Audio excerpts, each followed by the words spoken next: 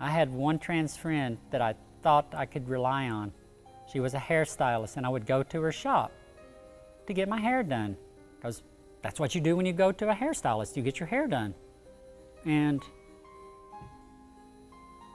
this trans woman asked me to leave because she was so ashamed or so afraid of the community finding out that she was trans that she didn't want me to be around her in case I spilt the beans.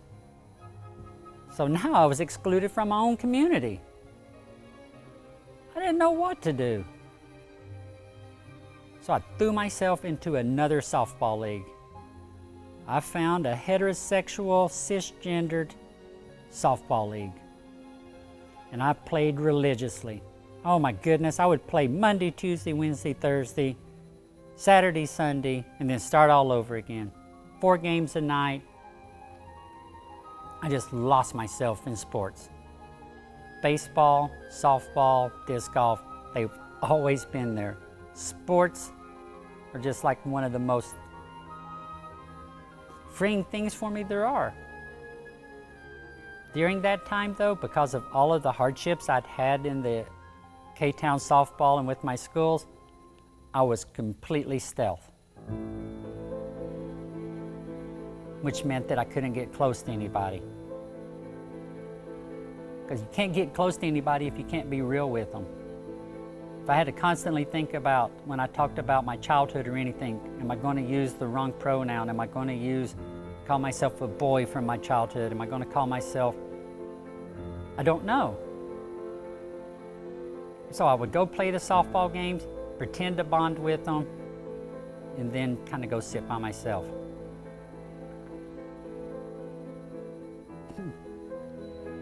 Talk about a tough thing to do. You start off your life trying to figure out who you are. The world tells you you can't be who you are. You finally become who you are. Then you pretend like you're not who you are so you can get a job. I still wasn't real. I was stealth. I was still making up a life.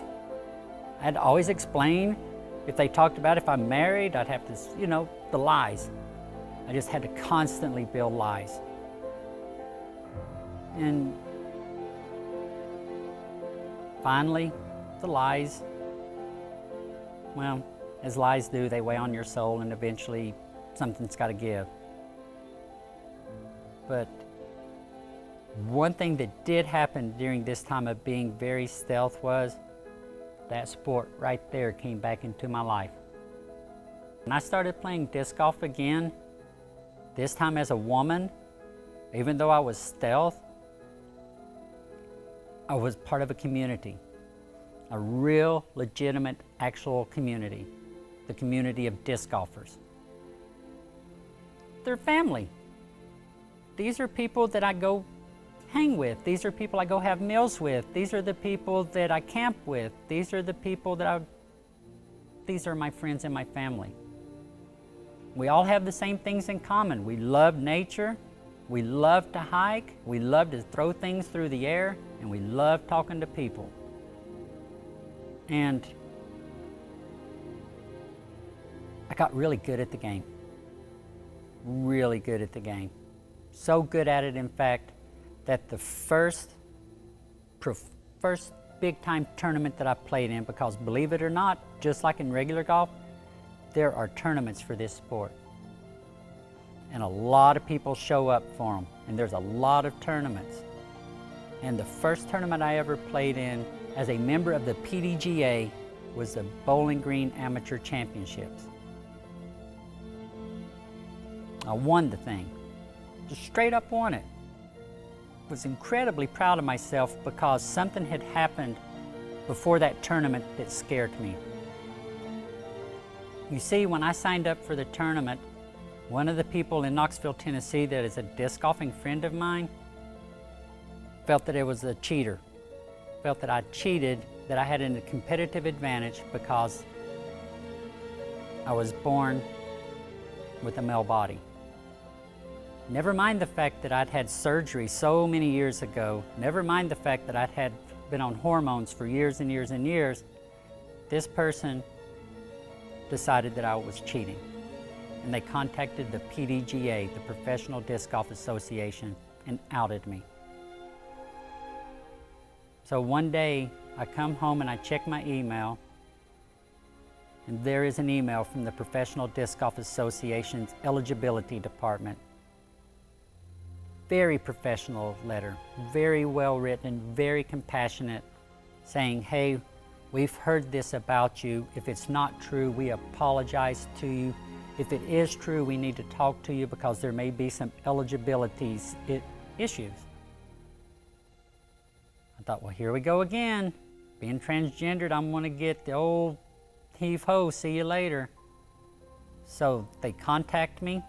We have a wonderful discussion, and I learned that they follow the Olympic standards on transgender athletes competing in sports. In other words, I had to have been on hormones for at least 2 years. Check, that one was done. I had to have had surgery at least 2 years previous. Check, that one was done. And all of my paperwork had to show female. Done. Don't know of any other women in the PDGA that had to go through all of that stuff to prove that they're a woman, but I had to.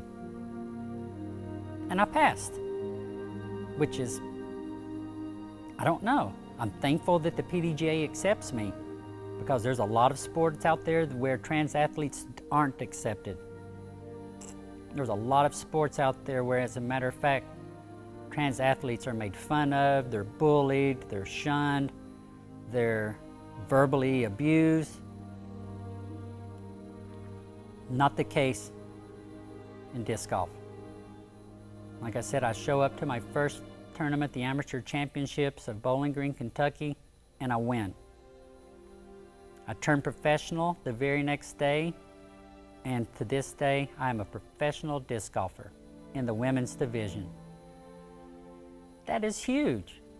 I'm the first openly transgendered disc golfer in the PDGA. And some of you all are thinking, well, heck, there's probably only 5 people in the PDGA. I've never even heard of the thing. But there's actually over 20,000 active members, and over 70,000 people have been a member of the PDGA, and who knows how many people actually play disc golf. It's the fastest growing sport in America. Go play it. I'm telling you, you'll love it.